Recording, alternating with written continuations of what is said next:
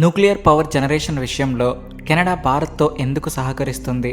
Donald Trump ఆహ్వానం మేరకు చివరి నిమిషంలో భారత్ ఎవరిని పంపింది?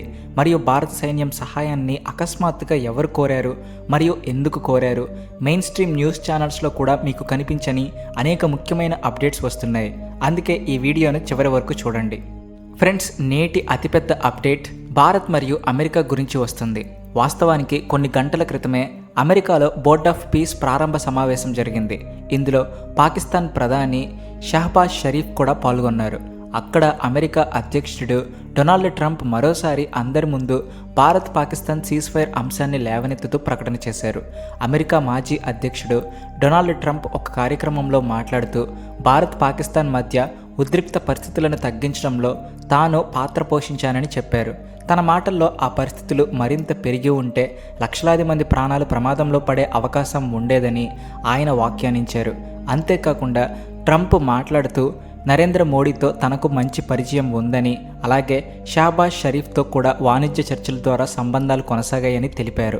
పాకిస్తాన్తో ఒక వాణిజ్య ఒప్పందం కుదిరిందని, ఆ చర్చల్లో పాల్గొన్న సైనాధికారి ఆసిమ్ మునీర్ను కఠిన నిర్ణయాలు తీసుకునే నాయకుడిగా ఆయన పేర్కొన్నారు. పాకిస్తానీ ఫీల్డ్ మార్షల్ ఒక టఫ్ గాయ్, మంచి మరియు సీరియస్ ఫైటర్. నాకు కూడా అటువంటి ఫైటర్లంటే ఇష్టమని ట్రంప్ అన్నారు. సో నేను న్యూస్ పేపర్లో ఇరు దేశాలు పోరాడుకుంటున్నాయని చూసినప్పుడు ఆ సమయంలో భారత్ పాకిస్తాన్ యుద్ధం చాలా వేగంగా పెరుగుతుంది. అనేక ప్లేన్లు కూల్చివేయబడ్డాయి. కానీ ఆ తర్వాత నేను ఇద్దరు లీడర్లకు ఫోన్ చేశాను. నాకు ఇద్దరు కొంచెం తెలుసు.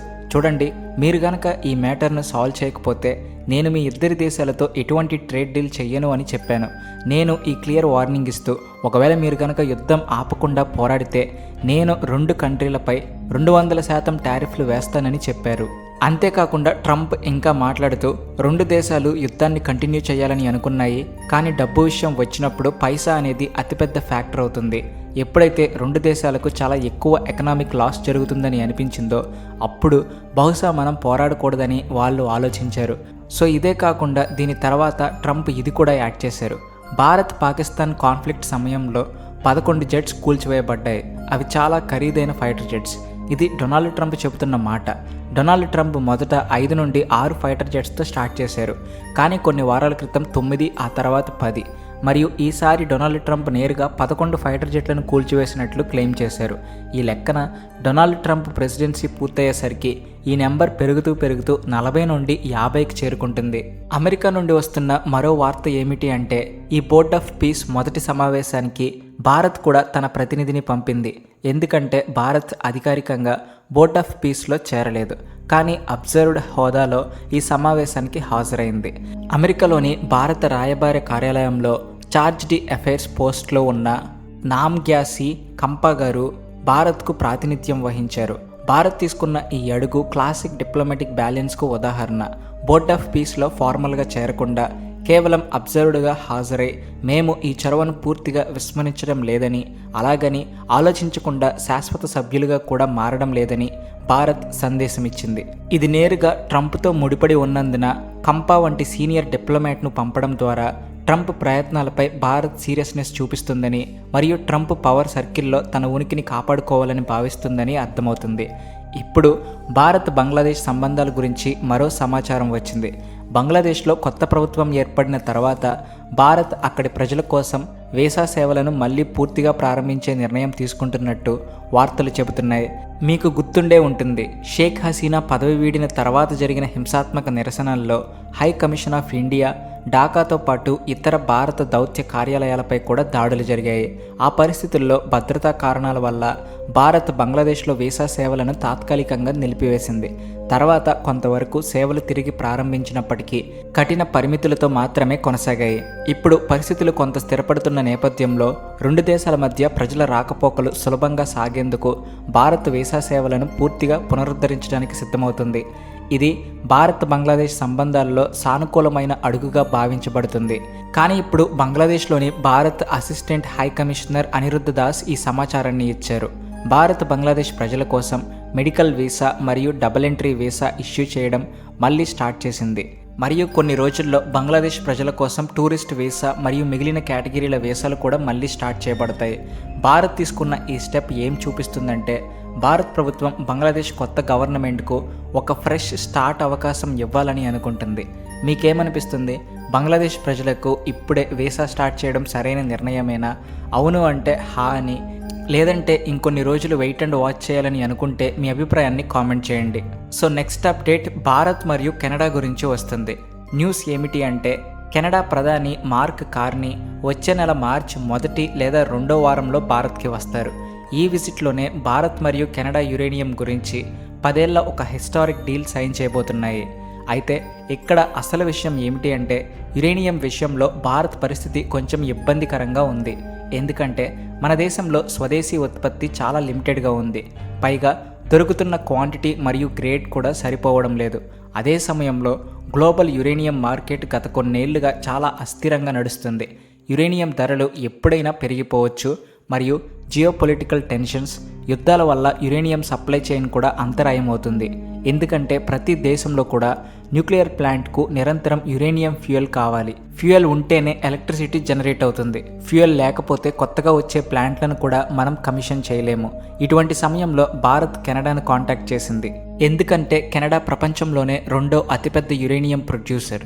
ఇది గ్లోబల్ అవుట్పుట్లో 13 నుండి 15% కంట్రిబ్యూట్ చేస్తుంది. సో ఇక భారత్ విషయానికి వస్తే, భారత్ ప్రపంచంలోనే 3వ అతిపెద్ద ఎనర్జీ కన్జ్యూమర్. భారత్ ప్రస్తుతం చాలా వేగంగా గ్రో అవుతుంది. దేశంలో పవర్ డిమాండ్ నిరంతరం పెరుగుతుంది. ఈ పవర్ డిమాండ్ను తీర్చడానికి భారత ప్రభుత్వం న్యూక్లియర్ ఎనర్జీ మీద చాలా హెవీగా ఇన్వెస్ట్ చేస్తుంది. భారత్ తన న్యూక్లియర్ పవర్ కెపాసిటీని 2047 సంవత్సరం నాటికి 10 రెట్లు పెంచి 100 గిగావాట్లకు తీసుకువెళ్లాలని అనుకుంటుంది.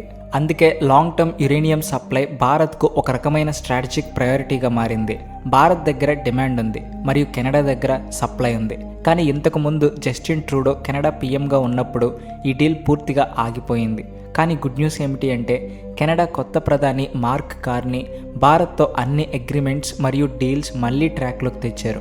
ఇందులో యురేనియం డీల్ కూడా ఉంది. ఈ డీల్ చాలా తక్కువ ధరలకే రాబోయే 10 ఏళ్ల కోసం సైన్ చేయబడుతుందని భావిస్తున్నారు.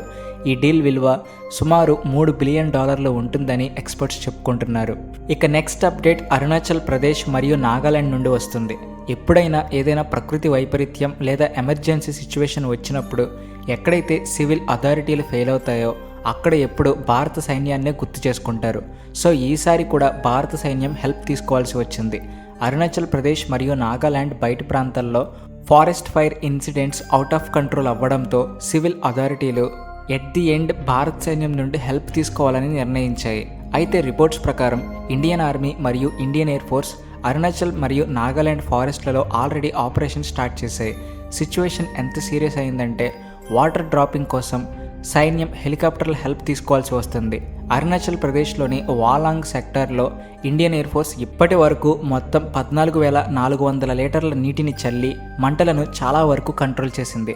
నాగాలాండ్లోని దజ్కో వ్యాలీలో MI-17V5 హెలికాప్టర్లు దిమాపూర్ నుండి నీటిని తీసుకెళ్లి మంటల మీద డ్రాప్ చేస్తున్నాయి. సో ఈ మొత్తం ఆపరేషన్ 9,500 అడుగుల కంటే ఎక్కువ ఎత్తులో, తక్కువ విజిబిలిటీ మరియు కఠినమైన వాలుల మధ్య జరుగుతుంది. ఇండియన్ ఆర్మీ ట్రూప్స్ కూడా గ్రౌండ్ మీద స్పెషలైజ్డ్ ఫైర్ ఫైటింగ్ ఎక్విప్మెంట్ మరియు హెవీ మెషినరీతో రౌండ్ ది క్లాక్ పనిచేస్తున్నారు. రాబోయే 2 నుండి 3 రోజుల్లో మంటలు పూర్తిగా కంట్రోల్ అయ్యే అవకాశం ఉంది. ఈ ఇన్సిడెంట్ మళ్ళీ ఏం చూపిస్తుందంటే, సిచ్యువేషన్ కంట్రోల్ తప్పినప్పుడు దేశం యొక్క అతిపెద్ద నమ్మకం భారత్ సైన్యం మీదే ఉంటుంది. అందుకే అంటుంటారు, భగవంతుడు సహాయం చేయడానికి వస్తాడో లేదో కానీ ఎమర్జెన్సీ సమయంలో భారత సైన్యం మాత్రం మీ వద్దకు తప్పకుండా చేరుకుంటుంది అని. ఇప్పుడు భారత్ రష్యా సంబంధాలపై మరో సమాచారం వచ్చింది. రష్యా విదేశాంగ శాఖ ప్రతినిధి మారియా జక్రోవా మాట్లాడుతూ, భారత్ రష్యా నుంచి క్రూడ్ ఆయిల్ కొనుగోలు చేయడం ఆపిందని భావించడానికి ఎలాంటి కారణం లేదని చెప్పారు. 2 దేశాల మధ్య ఇంధన వాణిజ్యం సాధారణంగా కొనసాగుతుందని, ఇది ఇరు దేశాలకు లాభదాయకమని ఆమె పేర్కొన్నారు. అదే సమయంలో డొనాల్డ్ ట్రంప్ మరియు మార్కో రూబియో వంటి అమెరికా నాయకులు ఇతర దేశాలపై ఒత్తిడి తెచ్చే విధానంపై కూడా ఆమె వ్యాఖ్యానించారు. అయితే భారత్ నుంచి అలాంటి సంకేతాలు రాలేదని, భారత్పై రష్యాకు విశ్వాసం ఉందని తెలిపారు. ఇదే కాకుండా ప్రస్తుతం లభిస్తున్న సమాచారం ప్రకారం ఫిబ్రవరి ప్రారంభంలో భారత్ రష్యా నుంచి కొంతమేర ఆయిల్ కొనుగోలు తగ్గించినప్పటికీ పూర్తిగా ఆపలేదు. అలాగే వెనిజులా నుండి క్రూడ్ ఆయిల్ సరఫరా ఏప్రిల్ మే నెలల్లో ప్రారంభం కావచ్చని వార్తలు ఉన్నాయి. ఆ తర్వాత భారత్ తన ఇంధన కొనుగోళ్లపై ఏ విధమైన నిర్ణయం తీసుకుంటుందో చూడాల్సి ఉంది. సో ఫ్రెండ్స్, ప్రతి 24 గంటల్లో జియోపాలిటిక్స్లో పెద్ద మార్పులు జరుగుతున్నాయి. మన భారత్ ఏ దేశం కంటే వెనకబడి ఉండకూడదని మోడీ ప్రభుత్వం ప్రయత్నాలు చేస్తుంది. భారత్ యొక్క foreign policy, defence, news, economy మరియు గ్లోబల్ అఫైర్స్ యొక్క సరైన అనాలిసిస్ మా ఛానల్ యొక్క మిషన్. ఈ మిషన్ మీ సపోర్ట్ లేకుండా ఇన్కంప్లీట్. మేము అన్ని ఫ్యాక్ట్స్ మరియు డేటాను సరళమైన భాషలో అనలైజ్ చేస్తాము. మీరు అథెంటిక్ అనాలిసిస్ పొందాలనుకుంటే ఈ వీడియోను లైక్ చేయండి మరియు మా ఛానల్ను సబ్స్క్రైబ్ చేయండి. జై హింద్, వందే మాతరం.